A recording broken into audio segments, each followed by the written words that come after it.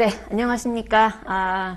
이번 시간에는 좀 특별한 시간을 마련했습니다. 여러분, IFRS 관리사 제가 매년, 할 때마다 앞에 처음 시작하기 전에 항상 드리는 말씀이 있는데요. 회계 원리를 혹시나 아주 오래전에 배우셔서 좀 가물가물하시거나 아니면 아예 공부하신 바가 없으신 분들의 경우에는 회계 원리부터 먼저 공부하시고 54하고 양해 말씀을 드리고 시작을 했는데, 그래서 왜냐하면 그런 지식을 어느 정도 아신다는 전제 하에 시작을 하는 과정이기 때문에 항상 그래 왔습니다. 그래서 이번에는 그 본 IFRS 관리사 수업을 들으시기 전에 혹시나 그러신 경우, 그렇지만 나는 뭐 들은 바가 있지만 너무 애매해서 다시 한번 기초를 들어보고 싶다라고 하시는 분들을 위한 시간을 마련했습니다. 그래서 회계 순환 과정을 연습하는 시간을 볼 건데요. 먼저 가장 기본적인 분계, 거래에 대해서 분계를 분계장에 끊는 그러한 것부터 시작을 해서 주요하게 우리가 발생주의 개념에 따른 회계 처리를 하는 그 원리, 그리고 거기서부터 출발을 해서 어떤 아주 간단한 심플한 예제를 가지고 1년 동안의 분계를 통해 가지고 기말이 돼서 결산, 그걸 통해 재무제표를 간단하게나마 만들어보는 하나의 사이클을 연습해 보려고 합니다. 그래서 인트로덕션으로 유용하게 좀 삼아주시면 좋을 것 같습니다. 그래서 간단한 그 프린트를 작성을 했는데요. 보시면 제목에 회계의 순환 과정 연습이라고 되어 있죠. 1번에 보시면 발생 그리고 이연 항목의 개념이라고 되어 있습니다. 그래서 표를 하나 넣어놨는데요. 그 표를 한번 일단 설명을 드려보죠. 이 개념을 아셔야 이제 우리가 분계를 자유자재로 끊을 수가 있습니다. 먼저 네 가지의 경우의 수가 존재를 합니다. 일단 같이 쓰면서 한번 보시죠. 간단한 예를 들어서 설명을 드려볼게요. 먼저 수익 OX가 있죠. 그 다음에 이제 비용 쪽으로 가서 비용 OX. 이렇게 네 가지로 경우의 수를 갈라봤습니다. 이것이 의미하는 바는 수익은 발생했다, 발생하지 않았다, 비용이 발생했다, 발생하지 않았다, 이걸 의미하는 건데요. 쉽게 말씀드리면 이런 거죠. 수익이 발생했다는 것은 우리 기업이 예를 들어서 어떤 물건을, 상품을 사고 파는 그 도소매 업체라고 한번 가정해 보시죠. 그 물건이 가전제품이 되든 또는 뭐 가구가 되든 뭔가 또 다른 핸드폰이 되건 어떤 여러 가지 물건이 될 수 있겠죠. 어떤 상품을 사고 파는 도소매 업체인데 우리 업체가 판매업자로서 소비자에게 물건을 팔았고 판매가 이루어졌고 그 다음에 그 물건을 고객에게 배송을 해줬다, 딜리버를 해줬다 라고 하는 것이 이제 수익이 발생했다는 것이죠. 그 말은 내가 계약상의 의무를 수행했기 때문에 그 반대급부로 나는 계약상의 대가를 수령할 권리가 생긴 거를 얘기합니다. 수익이 발생했다는 건 그런 것이죠. 그렇다면 반대는 발생하지 않았다는 얘기는 내가 계약상의 의무를 다 이행하지 않았다는 뜻이에요. 그러면 계약만 체결하고 물건을 아직은 배송하기 전, 뭐 이런 거 생각해 하시면 되겠죠. 그 다음에 비용이 발생했다라는 것은 내가 뭐 예를 들어서 우리 업체가 외부의 어떤 업체, 다른 거래 업체로부터 서비스를 제공받기로 했어요. 또는 물건을 사는 것도 마찬가지입니다. 뭐 예를 들어서 아까는 물건을 파는 쪽을 설명드렸으니까 이번에는 납품업체로부터 물건을 떼오는 경우, 내가 직접 물건을 만들어 팔지 않는 이상 물건을 사와서 거기다 마진을 붙여서 되파는, 그게 바로 도소매업의 전제잖아요. 그래서 물건을 사왔다는 거죠. 떼왔다고 얘기를 하죠, 보통. 그랬을 때 나는 그로 인한 그 수익을 창출할 수 있는 준비가 됐죠. 더 쉽게 설명드리면 용역을 예를 들어 볼까요? 우리가 회사를 설립하게 되면 당연히 우리가 고용하고 있는 근로자들이 있겠죠. 이 임직원들. 직원들로부터 매달 근로 서비스를 제공받았어요. 일을 했다는 거죠. 그러면 기업 입장에서는 그로 인한 효익을 누린 거죠. 근로 서비스를 제공받았으니까요. 바로 그런 것들을 비용이 발생했다라고 얘기를 합니다. 즉, 내가 무언가를 서비스를 제공받은 것만큼 그거에 상응하는 대가를 지급할 의무가 생긴 것이죠. 이거랑 반대죠. 데칼코마니처럼. 얘는 물건을 딜리버리 해줬으니까 뭔가를 받을 권리가 생긴 것이고, 얘는 내가 뭔가를 받았으니까 반대급부로 뭐를 해줄 의무가 생긴 겁니다. 그런데 비용이 발생하지 않았다는 것은 그만큼 서비스를 제공받지 않았다라는 얘기를 그렇게 쉽게 생각하시면 되겠죠. 어쨌든 네 가지 경우가 있고 그거에 대해서 또 두 가지의 상황이 존재합니다. 물건을 팔았는데 그거에 대해서 대가, 현금으로 수령을 했는지 아니면 안 했는지 이렇게 두 가지 경우로 나눠지겠죠. 얘도 마찬가지입니다. 현금을 수령했는지 안 했는지. 얘는 비용이니까 이제 뭔가 대가를 지급하는 쪽이 되겠죠. 방향이 반대에 현금 지급을 했는지 안 했는지. 얘는 현금 지급을 했는지 안 했는지 이렇게. 그래서 총 8가지로 쪼개지게 되네요. 그러면 각각의 경우에 대표적으로 분개를 해보자는 것이죠. 그럼 먼저 위에서부터 수익이 발생했어요. 물건을 딜리버리 해줬어요. 그러면 그거에 따라서 내가 대가를 받을 권리가 있는 것이죠. 그런데 그거에 대해서 대가를 받았다는 얘기죠. 그러면 당연히 현금이 들어올 것이고 얼마 XX에는 숫자를 쓰시면 되겠죠. 그 다음에 대변에는 매출이라는 수익을 기록하면 됩니다. 여기서 잠깐 현금이 이렇게 쓰고 이렇게 수익을 왼쪽 오른쪽에 쓰는 형태마저도 가물가물하시거나 아니면 아예 개념이 공부를 안 하셔서 해본 적이 없으셔서 모르시는 분들을 위해서 잠깐 여기서 조금 부연 설명을 좀 드려보자면 우리가 이제 기본적으로 나중에 마지막에 작성하게 될 기본 재무제표가 재무상태표하고 그 다음에 손익계산서라는 게 있습니다. 그럼 간단하게 그 포맷을 한번 적어볼까요? 재무상태표 옛날 용어로 하게 되면 대차대조표라고 보통 불렀었죠. 그게 바로 재무상태표입니다. 그래서 밸런스시트이라고 해서 이니셜로 B/S라고 보통 실무적으로도 많이 사용을 하죠. 그 다음에 두 번째가 손익계산서라고 부르는 게 있습니다. 손익계산서 인컴 스테이트먼트라고 해서 I/S라고 보통 표현을 합니다. 그래서 I/S 인컴 스테이트먼트 손익계산서라고 하죠. 이렇게 똑같은 형식으로 써볼게요. 손익계산서 I/S라는 것이죠. 이 두 개가 가장 핵심적인 재무제표예요. 물론 두 개가 더 있지만 메인은 이 두 개라는 것이죠. 그러면 재무상태표는 어떻게 생겼냐? 이렇게 생겼습니다. 그래서 얘는 일정 시점 현재 우리 기업이 가지고 있는 자산, 부채, 자본의 현황을 얘기합니다. 즉 우리 회사의 재산 상태를 나타내는 상태. 그래서 시점이 중요하죠. 그래서 카메라로 살짝 사진을 찍듯이 스냅샷 나오듯이 시점이 중요합니다. 라고 해서 X1년 말 현재, 12월 말 현재라고 특정 시점을 명시해 주는 게 가장 중요하죠. 시점이 달라지면 재산 상태도 달라질 테니까요. 그러면 X1년 말 현재 우리 기업이 가지고 있는 자산, 그리고 부채, 그리고 자본 네, 현황을 나타내죠. 이건 이렇게 자산은 이쪽에 쓰자, 부채와 자본은 이렇게 쓰자라고 하는 회계학에서 말하고 있는 기본 약속입니다. 이거 원칙이기 때문에 받아들이셔야 되겠죠. 우리끼리 약속입니다.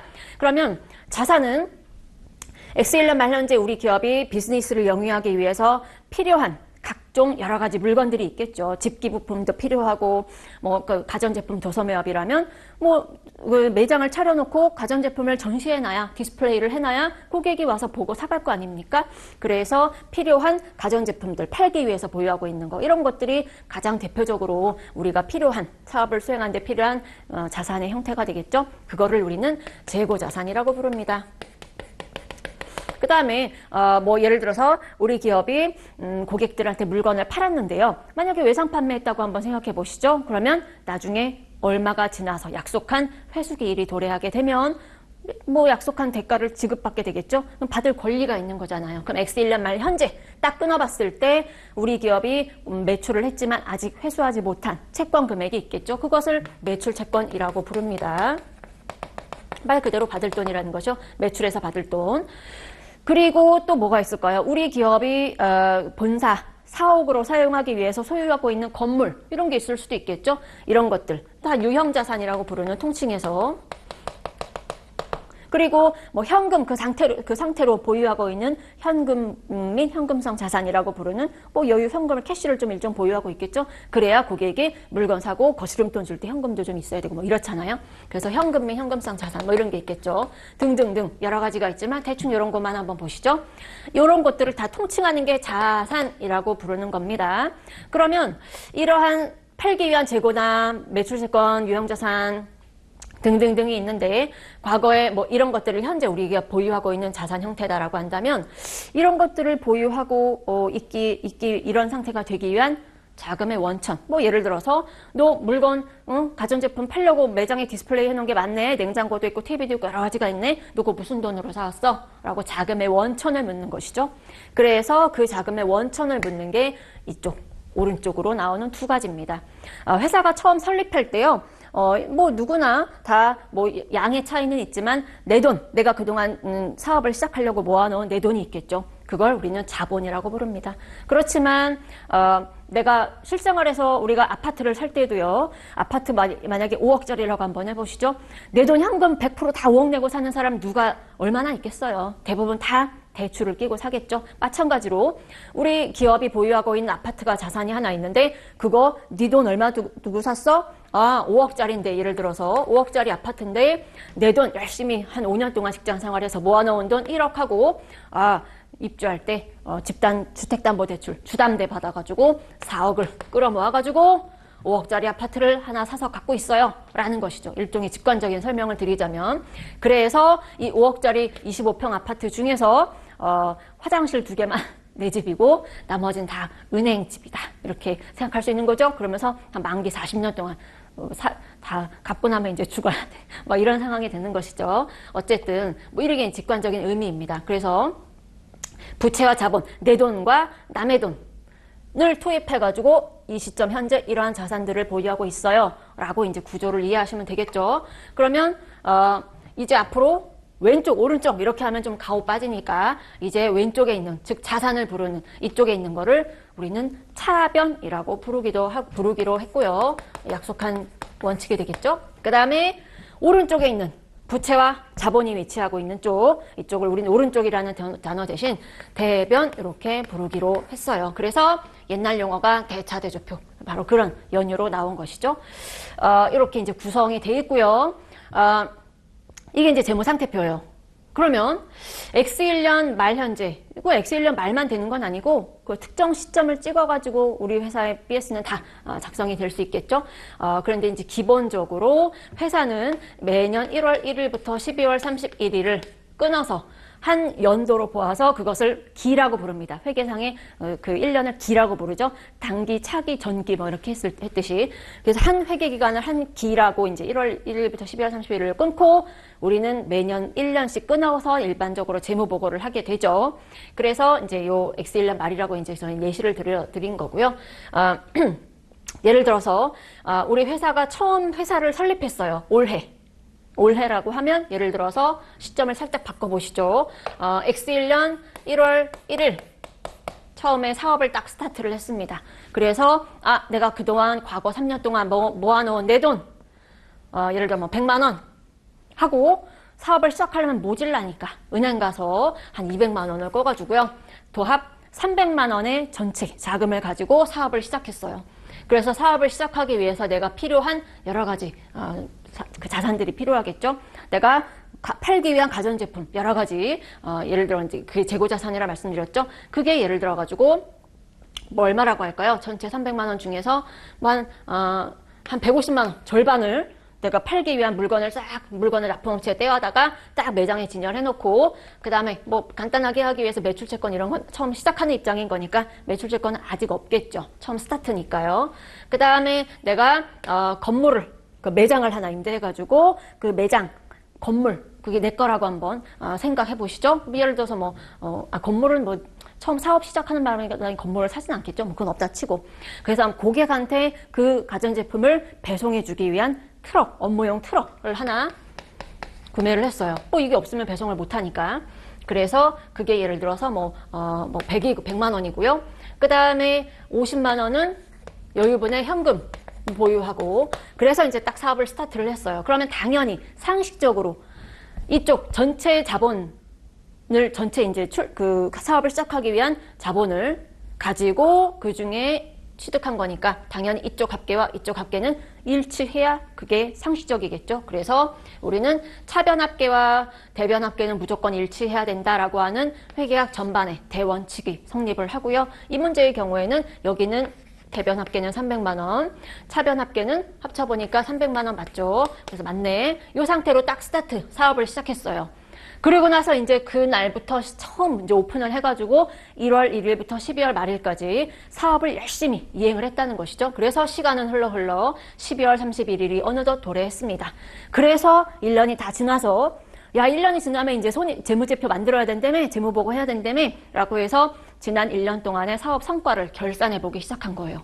그래서 이제 손익계산서로 온 거죠. 손익계산서는 1년 동안의 성과이기 때문에 당연히 기간의 개념입니다. 그래서 X1년 1월 1일부터 X1년 12월 31일까지라는 기간을 반드시 명시해야 되는 것이죠. 어느 기간의 성과인지에 따라서 당연히 다 달라질 테니까 얘는 시점이고 얘는 기간의 개념인 것이죠.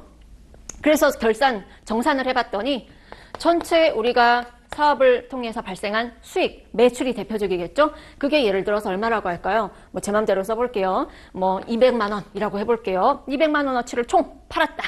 그럼 그게 나의 순이익일까? 아니죠. 그 사업을 운영하기 위해서 필요한 운영 자금이 들어가잖아요. 직원들 급여도 줘야 되고 사무실 월세도 내야 되고 등등등. 그래서 각종 비용들을 다 계산을 해보니까 예를 들어서 뭐 180만 원이라고 한번 가정해 보시죠. 그러면 나의 순이익은 20만 원이 되겠죠. 첫 해치고 성과가 좋죠. 첫 해는 뭐 손실 나는 회사들도 많은데 그만큼 이 흑자는 다소 좀 적더라도 달성했으면 뭐 나쁘지 않아요. 그래서 1년 동안의 성과를 이제 결산을 통해서 달성을 했어요. 그러면 당연히 처음 1년 전에 사업을 시작했을 때의 이 상태에 비해서 1년 후에 이러한 순이익을 달성한 그 결과로 인해 가지고 나의 호주머니 상태, 나의 주머니 상태는 좀 나아졌겠죠. 당연히 벌었으니까. 깨진 거 없이 흑자가 달성됐으니까요. 그래서 1년이 지난 X1년 말 시점에서의 나의 재산 상태를 한번 다시 작성해 보자는 것이죠. 그래서 또 재무 상태표가 나옵니다. 1년 지난 후, 즉 시점은 X1년 말이 되겠죠. 12월 말. 형태는 똑같겠죠. 뭐 기본 모양은 똑같으니까.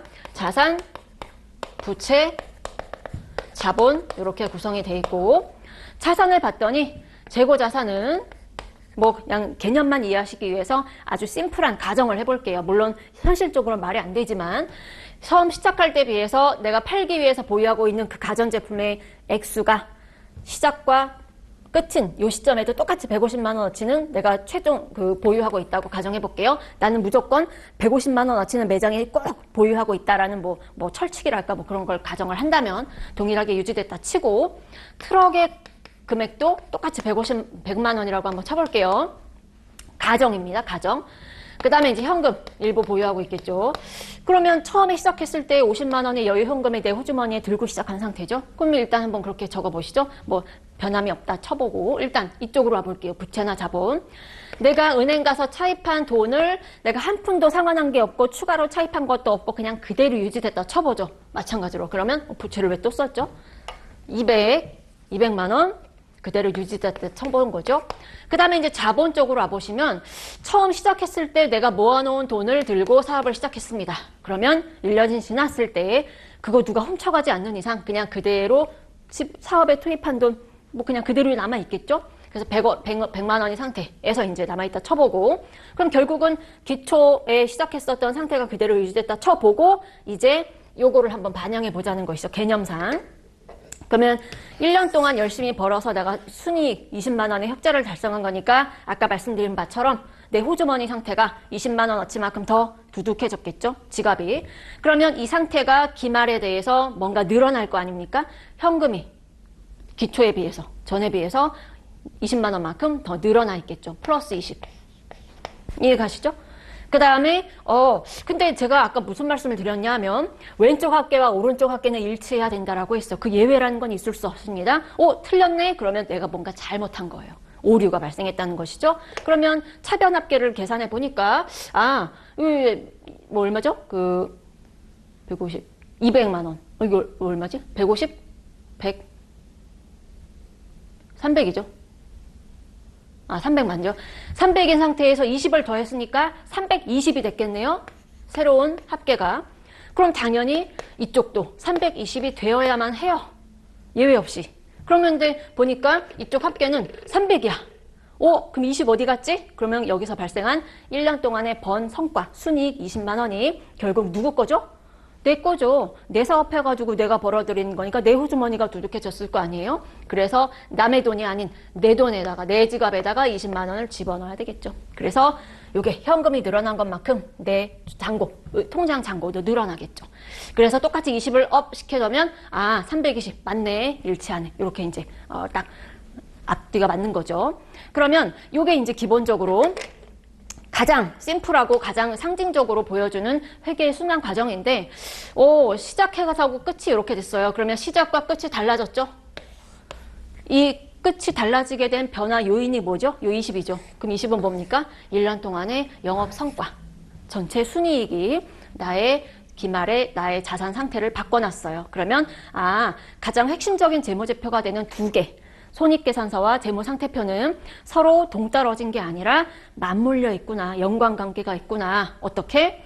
기말 대비, 기초 대비 기말의 나의 재무상태표의 그 형태를 변화시키는 요인은 지난 1년 동안의 그 영업성과, 손익계산서가 어디로 흘러 들어갑니까? 이렇게 내 호주머니에 통장 잔고가 늘어나고 그 결과 내 현금도 늘어나는, 그래서 이러한 형태를 맞물려서 돌아가는 게 IS와 BS의 관계이구나 라는 걸 직관적으로 이제 보여주는 하나의 예였어요. 그래서 지금 우리가 이번 시간을 통해서 하실 일은 실제 1년 동안에 열심히 매번 이게 물건 팔고 물건 사와서 팔고 이러한 행위를 수없이 반복하겠죠. 그 결과가 집약돼서 나타낸 요약이잖아요.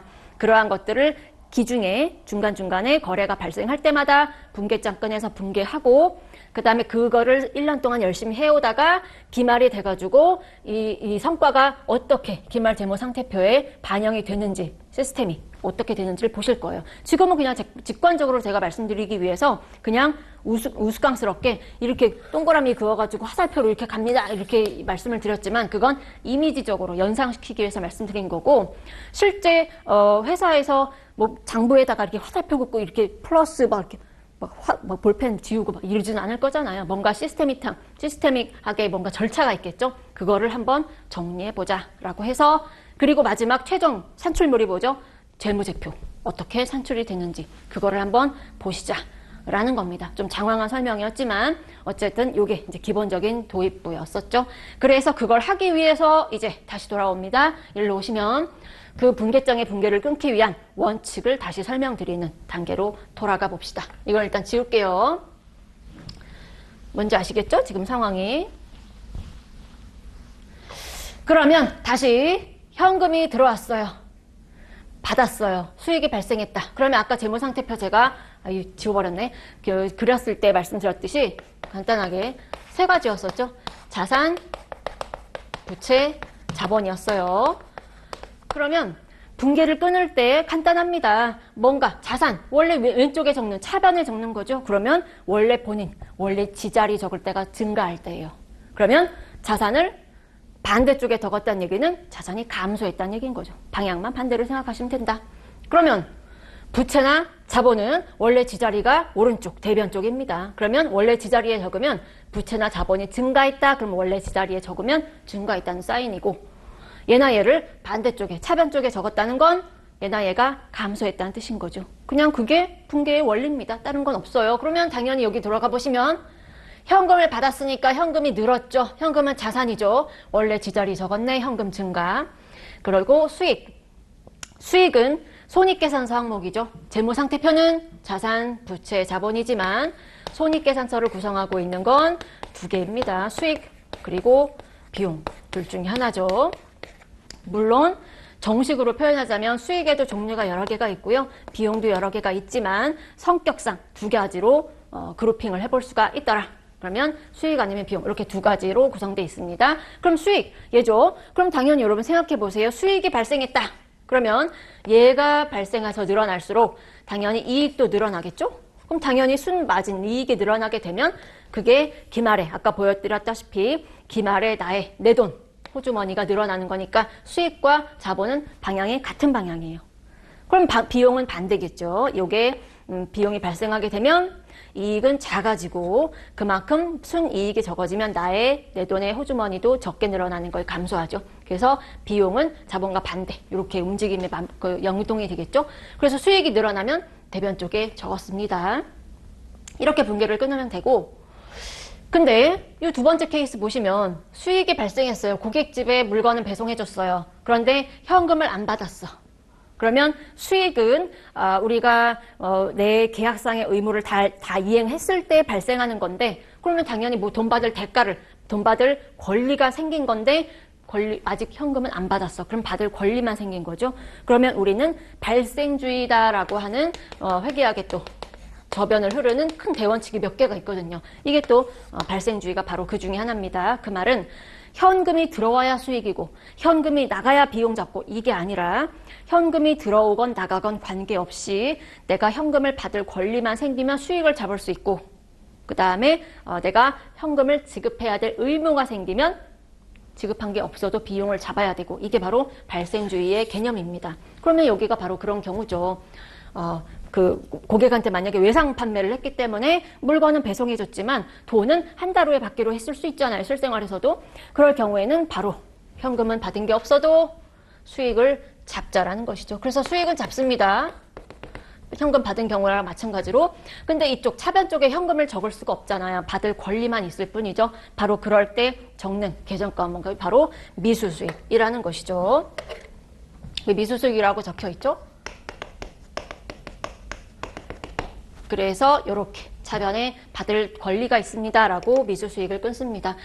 미수수익은 뭐라고, 수익이라고 끝난다고 해서 수익이 손익계산서의 수익이 아니라 아직 안 받은 수익이에요. 이건 자산입니다. 받을 권리. 아까 제가 자산의 종류에 하나 적어드렸던 매출채권이라고 부르는 바로 그 종류라고 보시면 되겠죠. 그래서 발생주의에 따라 발생하는 개념. 첫 번째가 미수수익이었었고요. 그 다음에 두 번째, 수익이 발생 안 했어요. 즉 내가 계약상의 의무를 수행 안 한 거죠. 고객한테 물건을 딜리버리 안 했어요. 아직은 배송 안 했어요. 그런데 돈을 미리 받았네. 배송 일주일 후에 해줄게요 라고 고객과 약속을 하고 계약금을 미리 받을 수도 있겠죠. 그런 경우입니다. 그럼 현금은 들어왔으니까 자산이 늘죠. 원래 본인 자리. 그런데 수익을 잡지 못하죠. 왜냐하면 수익이 발생 안 했기 때문에. 그래서 얘처럼 수익을 잡을 수가 없다. 그러면 세상에 공짜가 어딨어. 돈 미리 받은 것만큼 나는 나중에 약속한 기일에 물건을 배송해줘야 될 의무가 생긴 것이죠. 그럼 부채가 생긴 겁니다. 그럼 부채, 지자리, 대변 쪽이죠. 여기다가 선수수익이라는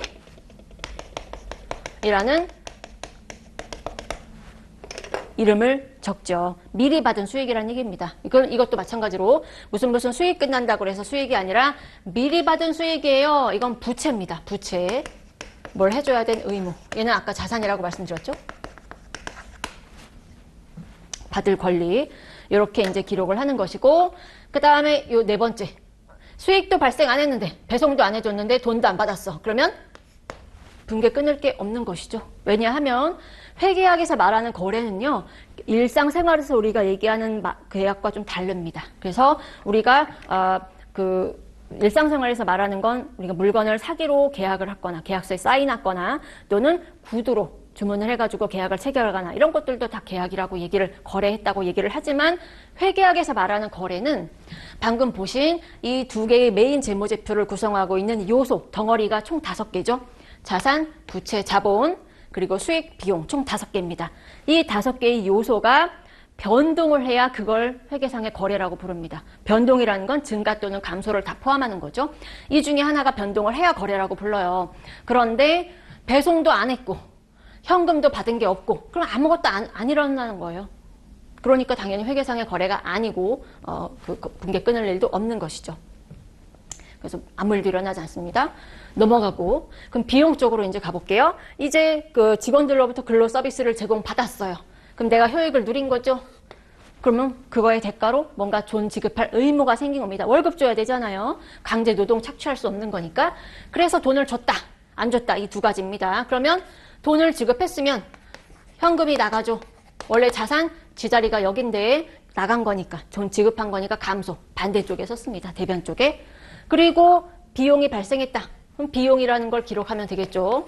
비용은 당연히 아까 말씀드린 대로 비용이 발생하면 이익이 줄고 그만큼 내 돈이 호주머니 사정이 적어지니까 그 비용이 발생하면 대변 쪽에 쓰는 것이죠. 자본이 감소하게 되겠죠.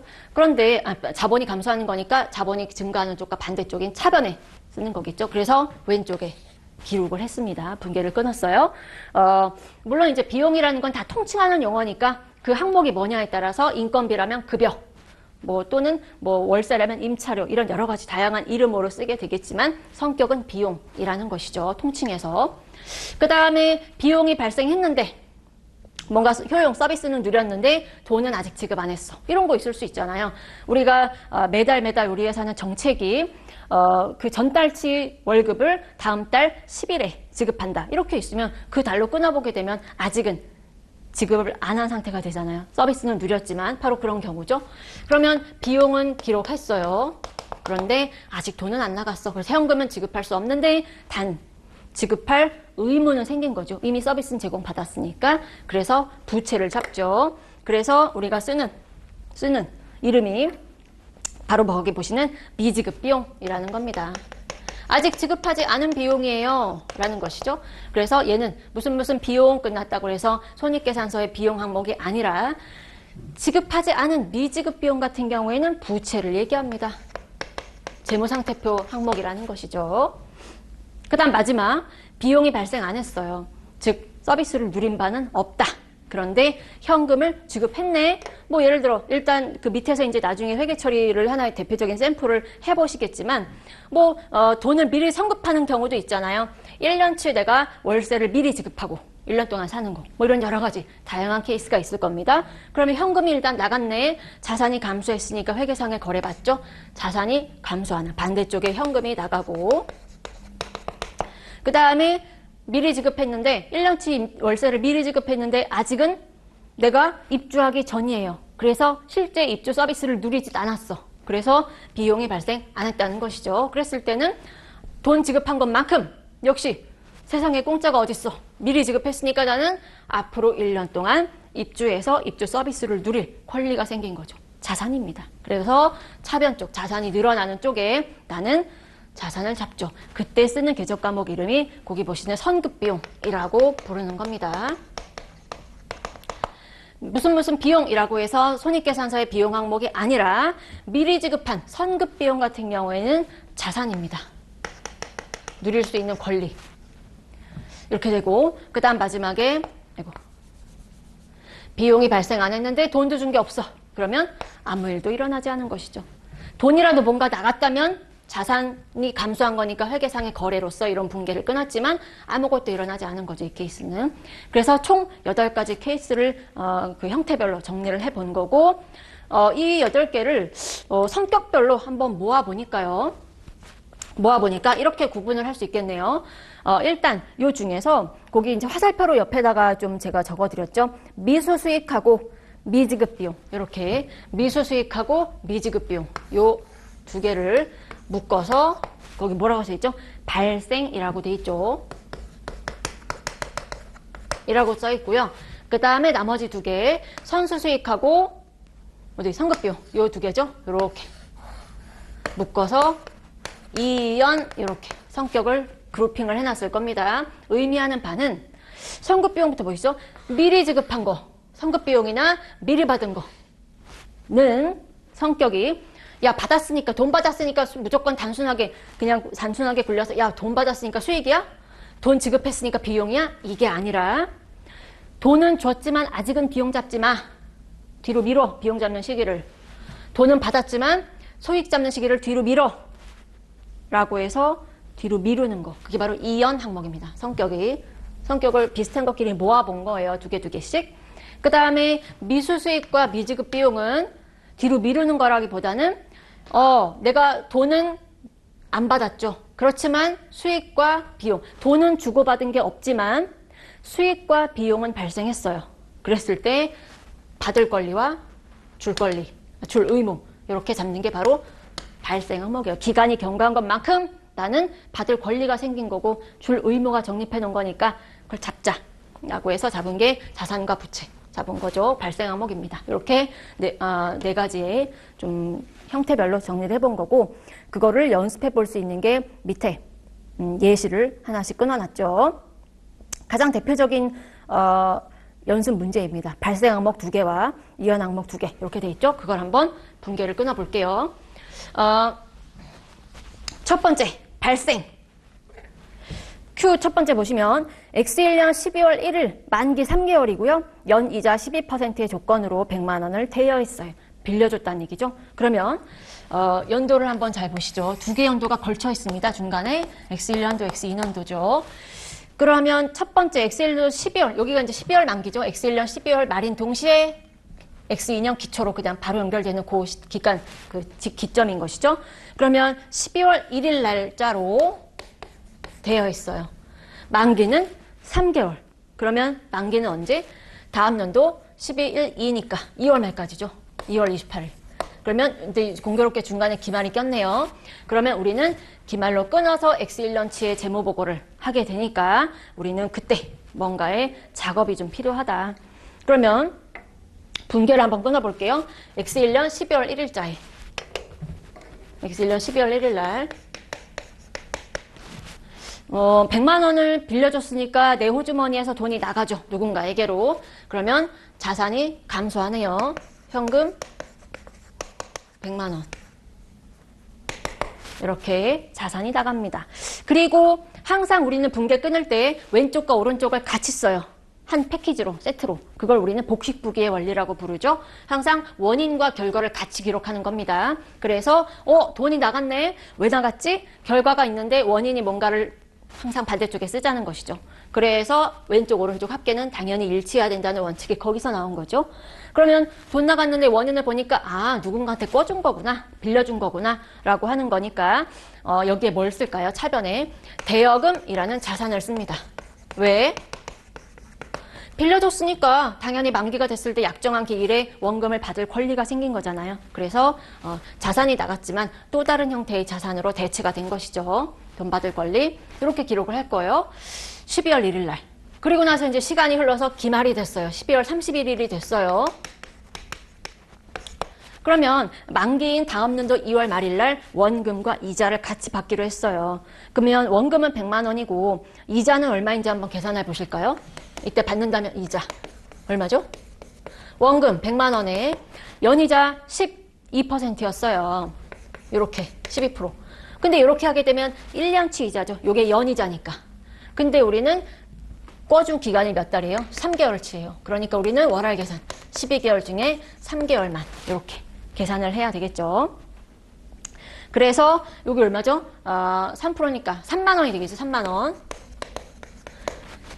그래서 2월 28일 날에는 원금 100만 원과 이자 3만 원 해가지고 103만 원을 받을 거예요.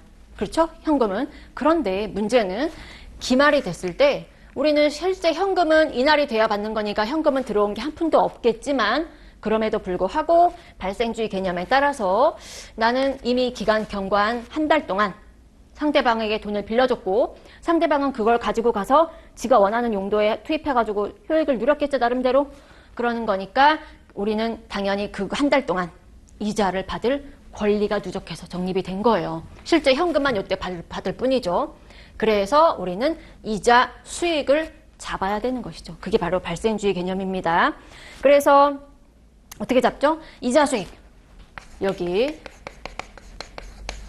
잡죠. 왜? 수익이니까 자본이 증가하는 이쪽에 같이 쓰기로 했었죠. 움직임 똑같은 방향.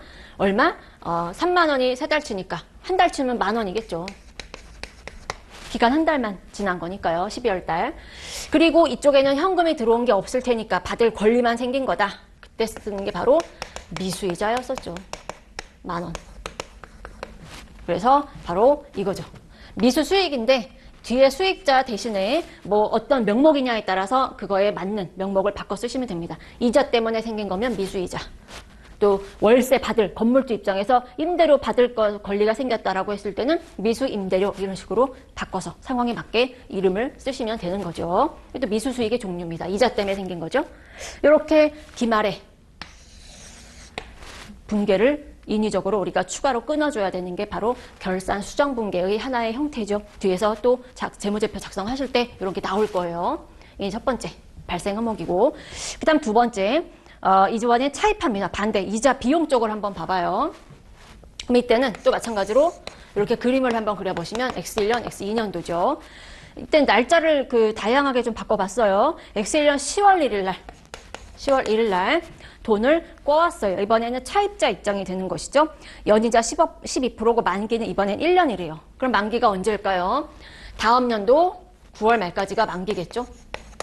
근데 역시 중간에 기말이 껴있네요. X1년도 끊어서 우리는 재무보고를 할 테니까 일단 12월 1일 날 분계를 한번 끊어보시죠. 12월 1일 날 돈을 꺼왔으니까 이번에 내 호주머니에 돈이 생기겠죠. 그래서 현금이 증가하겠네요. 금액은 100만 원.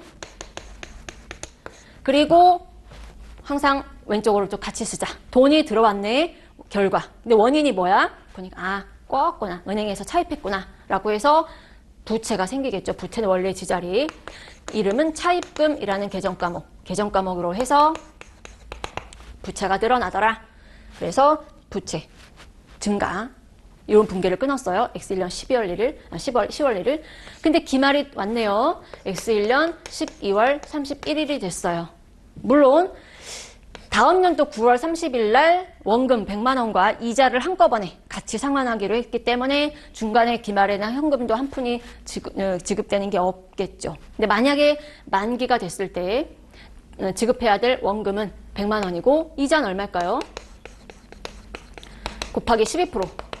곱하기 1년이니까 12분의 10이니까 1이죠. 그래서 안 써요. 그래서 12만 원의 이자. 그래서 112만 원이 토탈 요 날짜로 지급이 될 겁니다. 그런데 기말이 됐을 때 우리는 지급할 의무가 생긴 것이죠. 돈 받아서 내가 원하는 만큼 원하는 데 투입해가지고 나는 효익을 누렸으니까 그거에 상응하는 반대급부를 지급해야 될 의무가 생긴 겁니다. 이자 지급 의무가 몇 달치가 적립된 거죠? 10, 11, 12. 3개월어치가 쌓여 있는 것이죠. 의무가. 실제 현금만 요때 주는 뿐이죠. 그래서 나는 이자 비용을 잡아야 되더라. 3개월어치만. 1년치가 12만 원이니까 한 달에 뭐 만 원꼴인 것이죠. 그러면 이자 비용 3만 원을 잡고 그 다음에 여기는 줄 의무만 생겼으니까 현금 나가는 건 없고 미지급 이자. 미지급 비용이죠. 부채 이렇게 잡아주는 이 분계가 또 역시 기말 결산 수정 분계의 한 형태다. 라는 것이죠. 그럼 참고로 여러분 이번 이 차입금의 경우에는 X2년 9월 30일 날 해야 될 회계 처리도 한번 해볼까요? 참고로 X2년도가 됐어요. 아이고. X2년도 9월 30날 할 회계 처리를 한번 해볼게요. 이때는 이제 만기니까 원금과 이자 상환이 되는 날이죠. 그러면 일단 현금이 112만 원 나간다고 했었죠. 자산이 감소하는 현금 112만 원이 나갈 거예요. 그럼 여기에 뭘 쓸 거냐? 차변 쪽에 일단 처음에 꺼왔을 때 잡아놨었던 부채 없애야 되겠죠. 원금 이자 다 갚았으니까 더 이상 부채 내비두면 안 되잖아요. 그러면 대변에 있던 걸 반대로 보내는 게 없앤 거죠. 대변에 있던 걸 반대로 차변에 씁니다. 원금 상환. 그리고 나머지 뭘까요? 차변 대변이 맞지가 않아요. 맞아야 된다는데 그럼 뭐가 빠뜨린 거냐? 일단 X2년 9월 30일 입장에서는요. 추가적으로 기간이 9개월 더 경과가 된 거죠. 이미 3개월어치에 대한 이자 비용은 X1년 마감할 때, 결산할 때 비용을 잡아줬어요. 발생주의 개념에 따라서. 그렇기 때문에 X2년도에는 추가적인 기간 경과에 따른 9개월치 이자 비용만 더 잡아주면 되겠죠.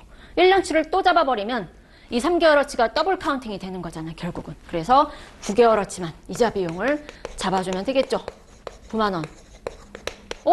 그래도 안 맞아. 109인데 여기 110이야. 여기 3만 원이 비죠.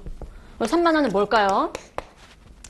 전년도 말에 이렇게 수정분계를 통해서 지급해야 될 이자가 있어요. 부채에 3만 원 잡아놨던 거 이제 다 지급한 거잖아요. 1년치 이자를. 그러니까 얘도 더 이상 부채를 남겨두면 안 되겠죠. 그래서 대변에 있었던 부채를 또 반대쪽으로 없애야 되는 게 바로 이 3만 원입니다.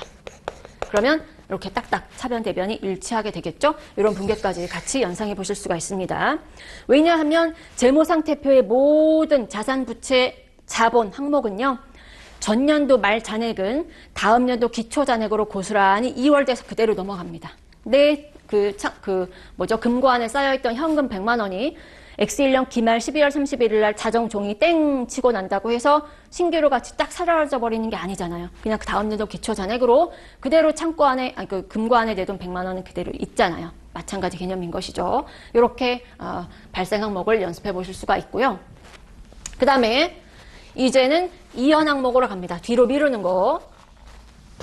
비용과 수익을 잡는 시기를 뒤로 미루는 거. 뒤에 이연 항목에 보시면 첫 번째, X1년 9월 1일 임대 계약을 맺고요. 1년치 임대료 24만 원을 미리 받았어요. 그러면 첫 번째, 역시 두 개의 연도가 걸쳐 있죠. X1년 9월 1일 내가 건물주인가 봐요. 임대 계약을 맺고 이 건물주로서 내가 뭔가 월세를 받을 권리가 있는 걸 임대료라고 부르고요.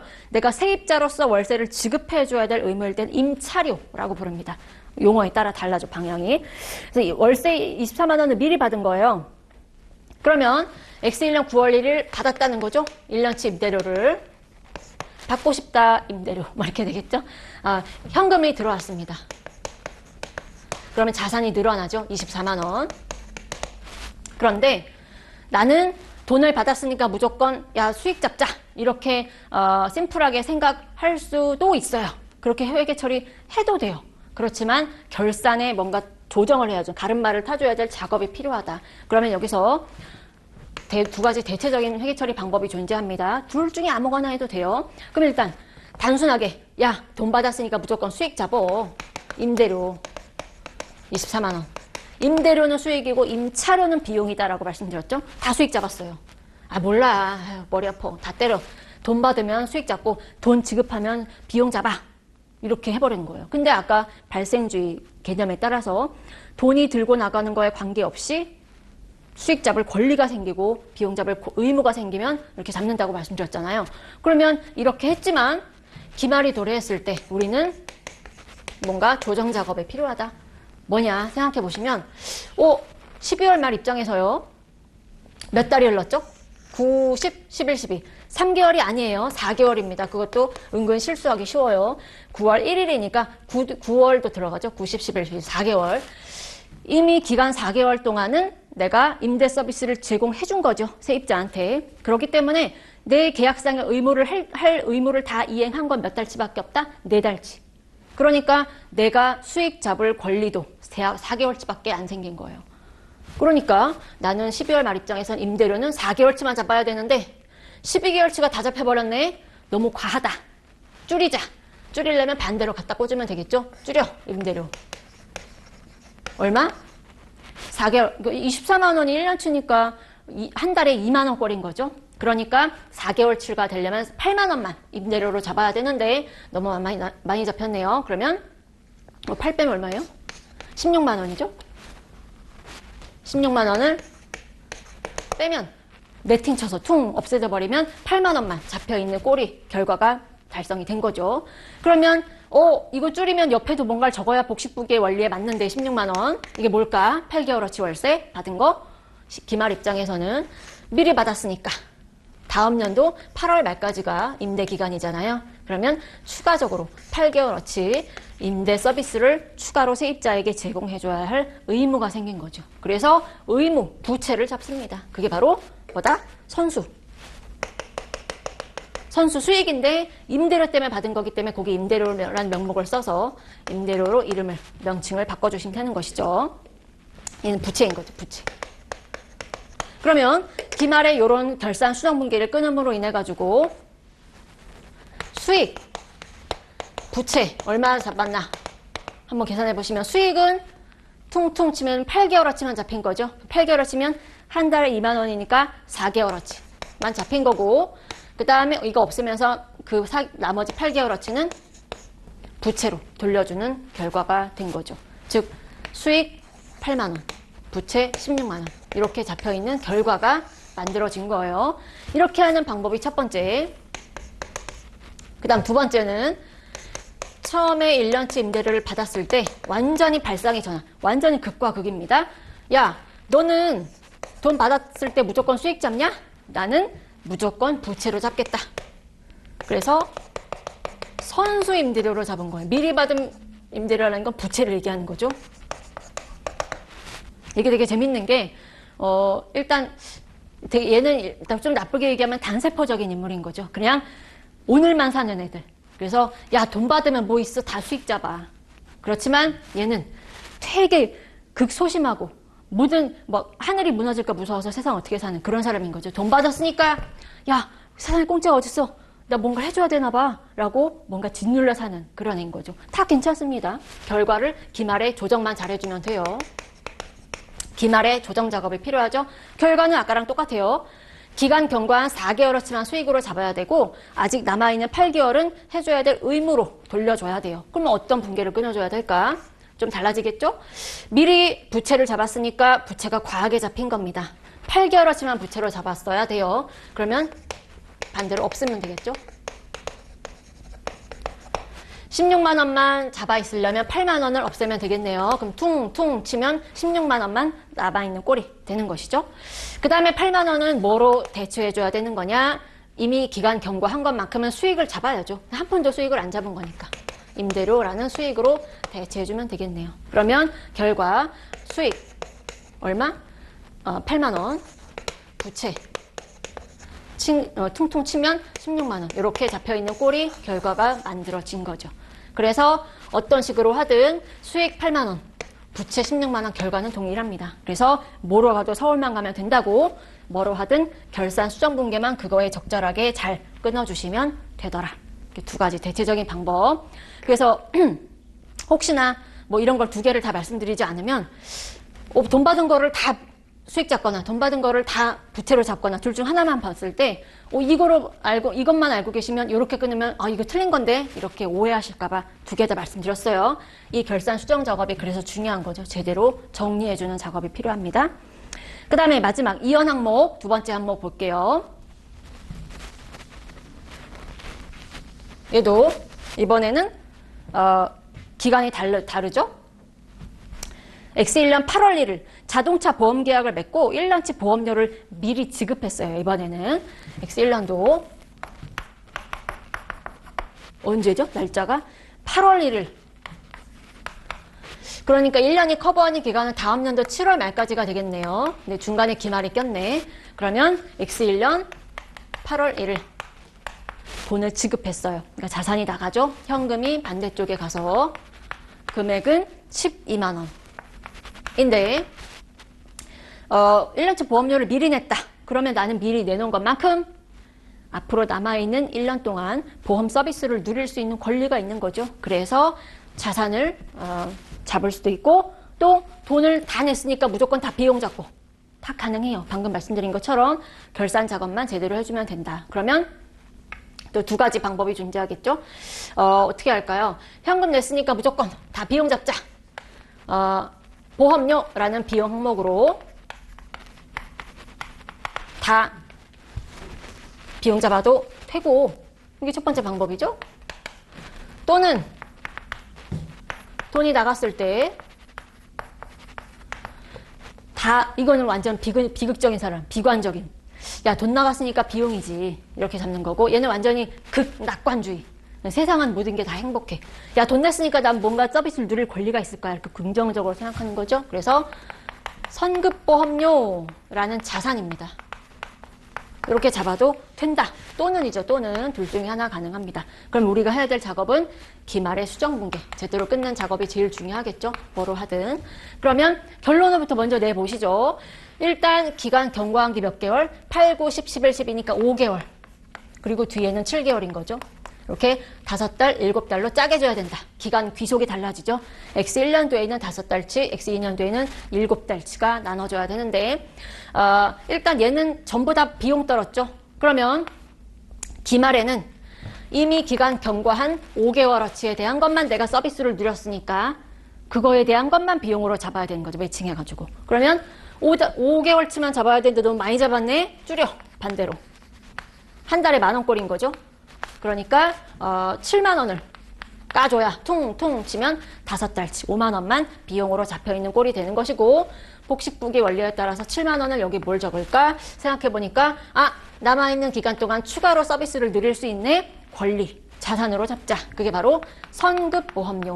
미리 지급한 보험료는 자산이라고 말씀드렸어요. 이렇게 조정 작업이 필요해서 결론을 보니까 이론 붕괴를 끊음으로 인해 가지고 결국 자산과 그 다음에 비용 얼마인지 볼게요. 자산, 선급 비용은 7개월어치 7만 원인 것이고, 비용은 5만 원으로 짜게지게 된 거죠. 그럼 얘는 두 번째 방법은 기말의 수정분기 한번 끊어보시면 얘는 무조건 다 자산으로 일단 적어놨네요. 그러면 12월 말에는 자산이 7개월어치만 돼 있어야 되는데 너무 과해. 줄이자. 반대로 보내서 7만 원만 자산으로 적혀 있으려면 5만 원을 까면 퉁퉁 치면 7만 원만 남아있게 되겠죠. 그 5만 원을 뭐로 돌린다? 이미 기간 경과한 서비스를 누린 거에 대한 비용으로. 이제 다 자산 잡았으니까 나머지 보험료라는 비용으로 돌리자. 5만 원 5달치는. 그러면 결과로 이 기말에 이런 붕괴를 함으로 인해 가지고 자산은 퉁 치면 7만 원. 그 다음에 비용이라는 보험료는 5만 원. 75 결과 똑같이 되죠. 그래서 뭐로 하든 상관이 없더라. 그래서 왜 이런 항목이었어요? 야, 돈 줬는데 무조건 다 비용 잡지 마. 뒤로 밀어. 뭐만큼? 기간이 아직 경과하지 않은 7개월어치만큼은 자산 뒤로 밀어. 이게 바로 이연 항목이었었던 것이죠. 그래서 여기까지 해서 가장 기본적인 붕괴 끊는 원리에 대해서 예를 통해서 한번 정리를 해봤어요. 근데 이런 거를 이제 조금 익숙해지셨다면 이제 다음 시간에 다음 페이지에 보면 이걸 토대로 기중의 거래 대표적인 것들 몇 개를 적어보고 붕괴를 해보고 마지막에 재무지표 끊어보는 것까지 다음 시간에 해보도록 하겠습니다. 네, 이번 시간 이걸로 마무리할게요. 고생하셨습니다.